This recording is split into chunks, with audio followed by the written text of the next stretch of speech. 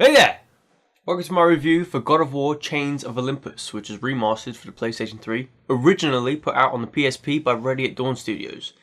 And I gotta say, this one is damn good. Before we get too deep into this, it's probably worth mentioning that there will most likely be some spoilers for the other games. Actually, most definitely 100% will be spoilers. So if you've never played the previous games before, I would encourage you to do so yourself. You can jump out and come back whenever you've finished. Or if you don't have that kind of time or money, I understand. I've got this little link in the top right here in the card. You can watch my review playlist for God of War, get yourself caught up and jump back in. I found Chains of Olympus to be a much shorter experience as well. I ended up beating the game in less than 4 hours. But it's definitely worth it, and it's most definitely worth noting that I played the game on easy mode. Now I understand putting it in normal isn't going to stretch a 4-hour game to make an 8-hour game, but if you're worried about maybe lack of challenge throughout this review, just know that I'm playing on the easiest difficulty and there's definitely something here for everyone, especially if you're a fan of God of War. Alrighty then, let's jump in, shall we? I grow tired of the gods' request, Athena. I have given enough. Now take these nightmares from my head. The game takes place sometime between God of War Ascension and the very first God of War game. This means that Kratos is no longer bound to Ares, but he does, however, still serve the gods. You start off in the city of Attica, preventing the invasion of the Persian army. And towards the end of this section, Kratos notices that the sun has fallen from the sky, and so he chases this dim light in the distance on the horizon. The world has now fallen into darkness, and Morpheus, the god of dreams, is using this darkness to his advantage to put the gods into a deep slumber. Whilst investigating, Kratos finds Athena at the temple of Helios. If you don't know who Helios is, he's that dude where we ripped his head off in the previous games. Athena tells you that Helios is missing and that you must find him in order to wake up the gods and prevent whatever sinister plan is afoot here. And so the true quest begins.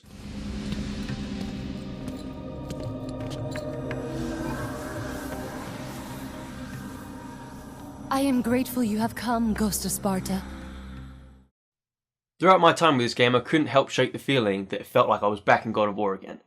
After God of War Ascension, which I felt was a bit of a departure for the series as a whole, it was good to be back. This game feels exactly like the original God of War game, except it's a lot brighter, which is funny considering the whole game is about you trying to find the God of the Sun.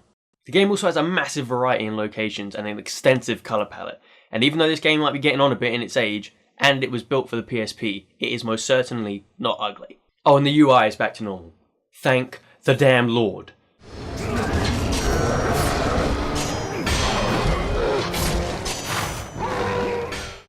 And when it comes to gameplay, just like I said earlier, this game feels like classic God of War. Ready at Dawn takes the mechanics of the originals that worked and adds their own items and weapons to make it feel like their own adventure, rather than just an asset flip that was given permission for the PSP. There might only be 2 weapons in the game, but they are both super fun to use. Of course, the Blades of Chaos are back, and just as in all the other games, they're still great to use here. The second weapon that you get to use is the Gauntlet of Zeus. This is basically a massive glove and you look like Hellboy's albino son. It's super fun to use, and I found myself using it even more than the Blades of Chaos. And I even found that sometimes the Gauntlet of Zeus was more necessary for some enemies than the Blades of Chaos were. In terms of powers, you get 3 in this game. You get Efreet, I believe I'm saying that correctly. It's basically a fiery spirit that attacks all the enemies in the surrounding area. You also get the Light of Dawn, which is a ranged ball of light that Kratos throws. And then Charon's Wrath, a green flame that stuns and leaps between enemies. Now, if these sound familiar in premise, that's because they are. They are pretty similar to all the other powers you get in most of the other God of War games. However, they are visually unique enough to feel like they're their own thing, and they're all fun to use, and I had a good time jumping about between all of them, rather than just sticking to one that was overpowered. The upgrades in this game felt a little bit different this time around. Now of course it's exactly the same system, you collect red orbs and you upgrade the weapons and items that you have. However this time, I had a lot of red orbs. This is the only God of War game so far that I have ever upgraded everything to max. And I had about 30,000 plus red orbs to spare by the end of the game. Sometimes in games I think this might be a little bit of a problem. You get far too much XP and you don't really know what to do with it all by the end. But this game is so short that I feel like I'm progressing at the same rate the game is. To be honest, it was actually kind of nice to get to the end of God of War and have everything upgraded to max capabilities. This is the only God of War game I've ever done that in. This means that there's a lot of wasted effort by the developers. I don't want to go back and play these other games again. So at least this time I got to see what all the hard work was for. And again, it's probably worth noting that I played this on easy mode. But being left with 30,000 orbs makes me think that it's not going to be too different on normal mode. So if you are looking for a true challenge in a God of War game, I'd probably recommend jumping in on hard. Now onto the puzzles. This time, they're super light. But I gotta be honest, didn't really care all that much. If anything, they just help give you a breather between all the action. Because like I said, this game is short, so if you're going around smacking the crap out of enemies 24/7, it's a lot to take in. Having these puzzles and a little bit of exploration to break between the action is quite nice. So rather than being detrimental to the game as a whole, these lighter puzzles are actually additive to the experience. Without their master Terrainway, the Fire Steeds have driven the Sunshine into the earth. And without Helios, there is no one to keep Morpheus from seizing permanent power. Let's talk about the story now. So this game starts off with a pretty standard plot. You're basically just trying to investigate something and figure out who's done it. But towards the end, this game really switches it up, and it's definitely for the better. It becomes a way more personal story. And because the game is so short, there isn't really any downtime. It feels like you're just progressing constantly. Another big plus is that the characters you meet along the way really help to flesh out the overall story. Not just for Chains of Olympus, but God of War in general. It helps you understand why Kratos has these relationships that he has with characters that you meet in other games. I gotta say, I think Chains of Olympus might have one of the better stories in the God of War franchise. Yes, the other games have good stories, however they're pretty cookie cutter. It's all about revenge and killing everyone in sight. This becomes quite a lot more personal towards the end, and I am very thankful for that. Okay boys and girls, it's that time again. We're just about to jump into the spoiler section. So, as usual, if you don't want to know anything about the true spoilers of this game, jump out now. I would definitely recommend that you go play it for yourself. Okay, here we go. So, as you go through the game, you find out that Atlas has been released from the Pit of Tartarus. The stakes have now been elevated. Kratos then continues to follow the light that is Helios after climbing back out of the Pit of Tartarus and defeating Charon, the ferryman of the river Styx. You take the ferry and the light leads him to the Temple of Persephone. As you're just about to get off the ferry, Kratos catches a glimpse of his daughter Calliope, and it turns out she's the source of this mysterious song that he keeps hearing throughout the game. He follows her and it eventually leads him to finding the queen of the underworld, Persephone. She says that Calliope is in the Elysium fields because she is a pure soul, and the only way for you to see her again is for you to truly absolve yourself of all your previous sins and evils. So, naturally, you stab a tree and lose all your stuff. Kratos is then reunited with his daughter and everyone's happy. Until Persephone reveals that she's the one that released Atlas and wants to get back at the gods for betraying her and trapping her in the underworld forever by destroying the pillar that holds up the world and killing everything and everyone, including herself. If you're now wondering what Persephone means when she's been betrayed, she married into Hades and she was forced to stay in the underworld forever. She can never return to the world of the living. Kratos is now faced with a new dilemma.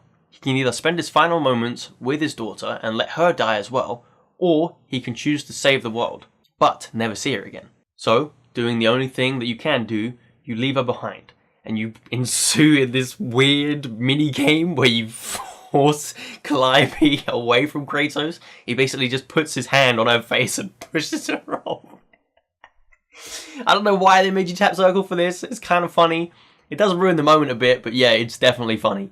So now to save the world, you've got to regain all your powers, and to do this, you need to kill the souls within the Elysium fields, and become the ghost of Sparta once more. And if you're thinking, well, why doesn't he just go save the world and come back and visit her? In the Elysium fields, if you absolve yourself of all of your evils and your sins, that's it. The moment you give back into them, you may never come in again. So you become the ghost of Sparta once more. You transform into this monster and you pursue Persephone. Atlas tries to attack, but you end up chaining him to the world, forcing him to hold it up forever. Thus, the legend and the situation that you see in God of War 2.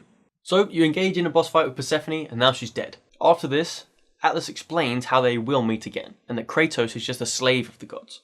And if at this point you're wondering why Atlas doesn't just drop the world, yeah, he might be chained to it, but why doesn't he just let his knees give way? I'll be honest, not a clue.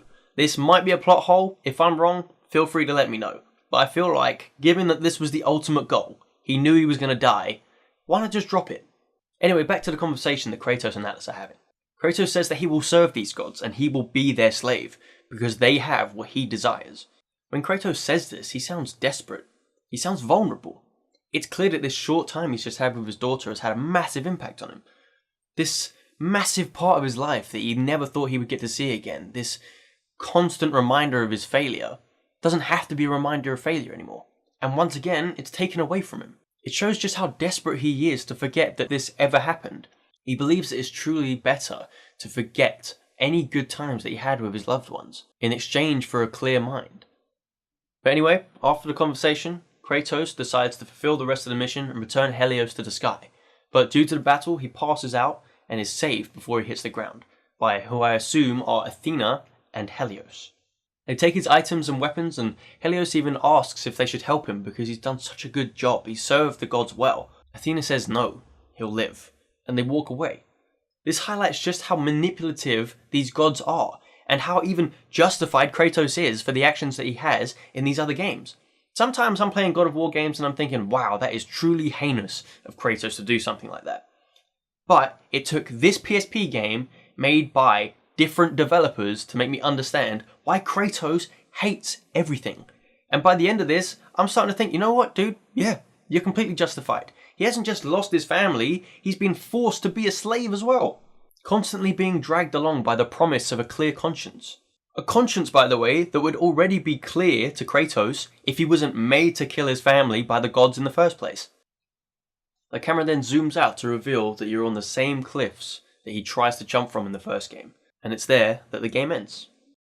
God of War Chains of Olympus feels like an improvement over the original God of War, and was incredibly fun and satisfying to play through. There might only be one extra weapon in the game, but it was so fun to use that I'm kinda sad that it doesn't make an appearance in any of the other games. The game is incredibly short, but it has great pacing, and to be honest, I don't think I actually want it to be any longer. The story develops in a way that made me actually care about what was happening, switching to a more personal motivation at the last second and then taking it away from Kratos immediately. Whilst it's heartbreaking, it's definitely good. It really helps me understand why Kratos is the way he is. There are hints of this in other games, but it took this game on PSP by a different developer, people that didn't have the core vision for this game, to make me truly understand who Kratos is. I would highly recommend that you play this game. Don't write it off because it's on the PSP. Don't think of it as an offshoot. Don't think that because this game's made by Ready at Dawn and not Santa Monica Studios, that this isn't a true God of War game. Because to me, I believe that God of War Chains of Olympus is one of the better God of War games that there is in the entire franchise.